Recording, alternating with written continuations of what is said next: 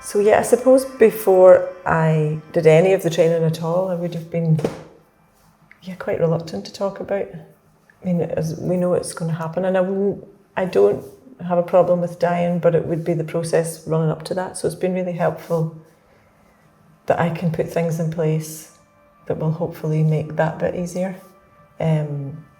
So that kind of end of life or advanced care planning part has been really helpful.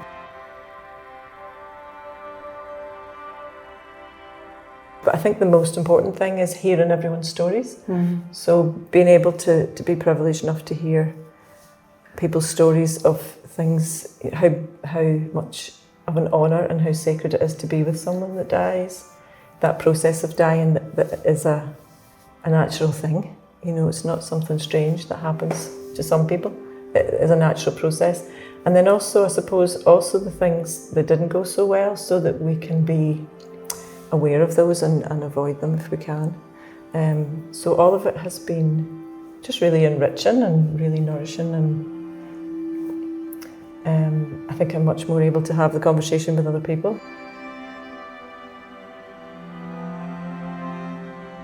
I found all the groups are very different, but what I love about it is that once you put the box in the middle of the room and you open the lid, that the conversations flow and the stories flow and the information flows and people's confidence grows. In a way that if you were trying to deliver a course to build people's confidence, I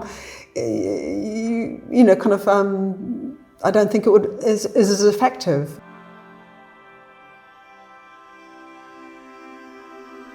But I love with all the groups is that there's this expansion, this ripple effect, and people are taking it out there, and where they would have been avoidant, in this sort of death-phobic society we live in, they wouldn't have been able to have those conversations, and all of a sudden they're feeling excited and they're breaking new ground and they're inspiring other people, so that's great.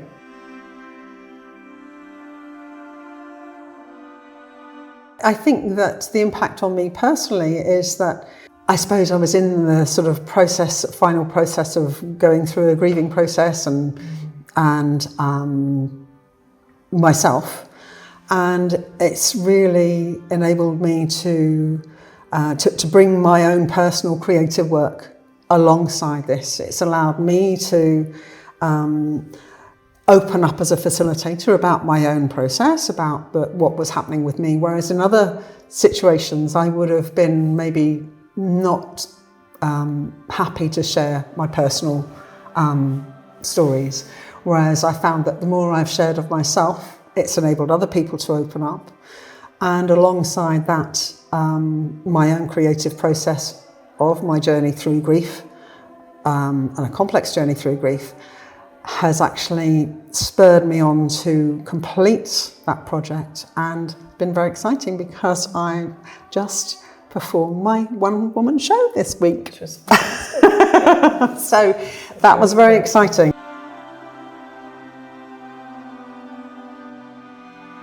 I think it was brilliant because sometimes you come and you're a bit like, I'm here, am I really into this, what's going on? And you just start singing and something happens. It's like magic inside. You just chill out. You can think about nothing but the note you're holding, and it's just really relaxing. It's kind of nearly like an extreme sport where you're holding on for dear life, and but slightly less dangerous with not as much kind of equipment needed.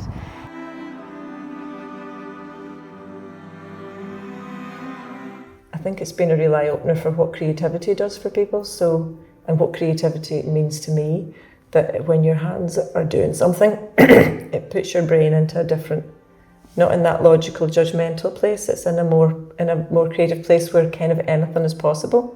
So we don't have as many barriers, I think, when we're in that place, and I think that's why the conversation has gone so deep so quickly with the groups, and why the sharing has been so open. Because it's like a switch in your brain almost when you start to make something with your hands. It changes your attitude or your barriers come down somehow.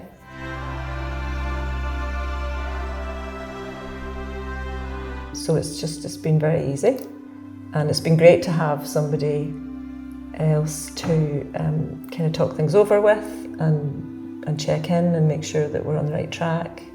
And we can both say, yeah, that worked and that didn't work, and what you did there was great, and we encourage each other. So that's been lovely. Yeah, and I think that our skills have really complemented each other.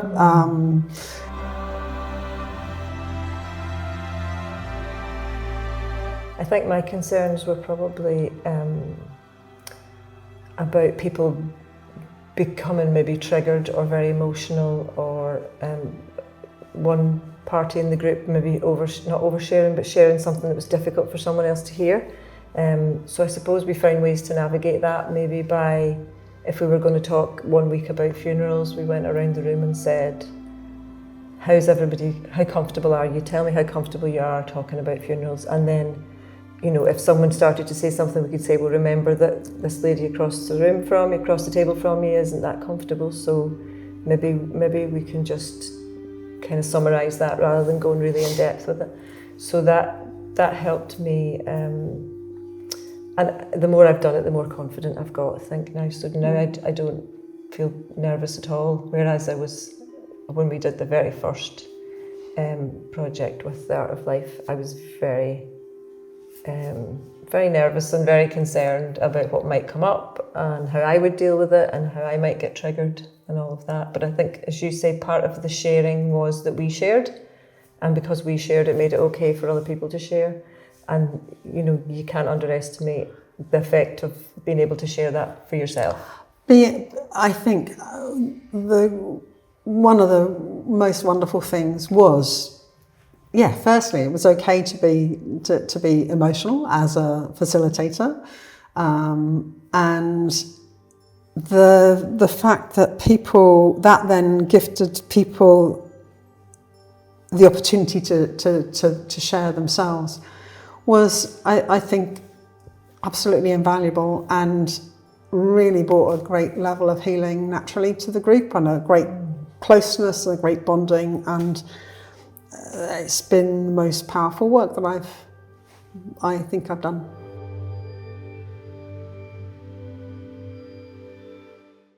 I came to the Art of Living course because I know the facilitator and I love the way she teaches singing, and I really came because of the singing and wasn't totally aware of all the content on the theme of the Art of Living and having conversations about death and dying.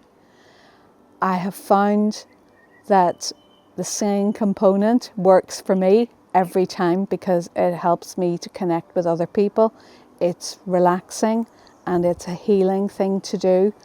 And in the context of that, it feels very safe to have discussions about the difficult topic of death and dying and your own death. And I think it's been a real privilege to be part of this group where there's been great connections between so many different people who are from so many different backgrounds and faiths, and people have been very generous in sharing difficult information about deaths that they have been close to. And it has definitely spurred me on to have more of those difficult conversations outside of the days when I'm here with family and with people who ask me what I'm doing on a Friday.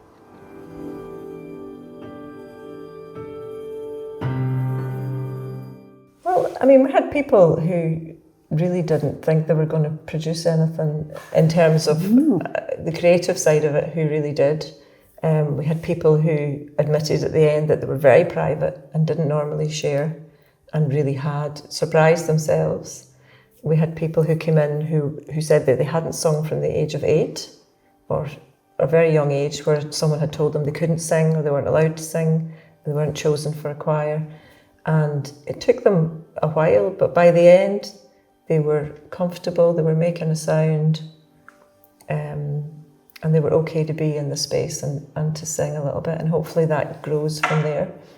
several people have come who haven't sung likewise, and in this group as well, but have really embraced it, and it's been a great freedom to the fact that it wasn't just coming to a choir. There was another layer to it.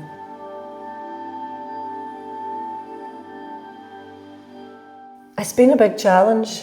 I definitely, I mean, we were trained, of course, but there's nothing like standing in a room full of people and you're the person that's directing the conversation. So, yeah, I think it's been a really necessary growth for me at this point in my life. When elderly parents and parents have died, parents-in-law are becoming ill, I can be there maybe better to support my family-in-law when that time comes, and friends, and people my age also have life-threatening illnesses, friends and things like that. So I feel like I'm much more equipped to do this next part of life, when there is going to be more death, and there is going to be more end-of-life care, and there is going to be more illness. And then obviously to facilitate. And this kind of work you can bring in a little bit into any workshop, really.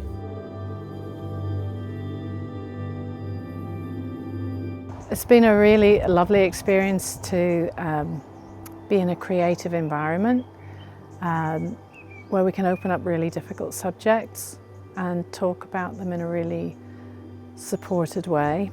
I suppose I'm at the stage of my life where I'm thinking about what next, and it's really good to have these maybe somewhat difficult conversations within a group of people that are relaxed and find it easy to speak about and share about these things, and to sing, and to realise you're kind of part of something bigger throughout your whole lifespan is very beautiful.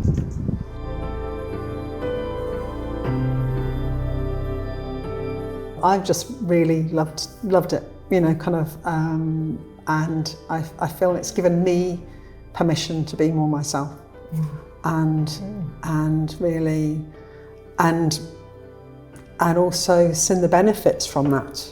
In a way, it's a bit sort of like just, as I say, opening box and letting it all happen. So in actual fact, it's given me a whole expanded way of working with people, which is great. Yeah. And I love the combination, definitely the combination of the creativity and the conversation in whichever form has just been great. And I just love the fact that people can connect on this deeper level. And I think people are hungry for that. Absolutely. I really think they're hungry for a deeper connection and real conversation. Yeah, I think we heard that over and over with feedback, that people really needed that space to talk about and have those conversations, because there wasn't really anywhere for them. Family were shutting them down, or friends. Yeah, just keep it all light and let's not go into the depths, but they really wanted to go there. And then we come back up, like just now when somebody said we're all going to die and everybody laughed. It's just like, it's okay. It's okay. It's just a fact of life. Yeah, it's not scary. Yeah.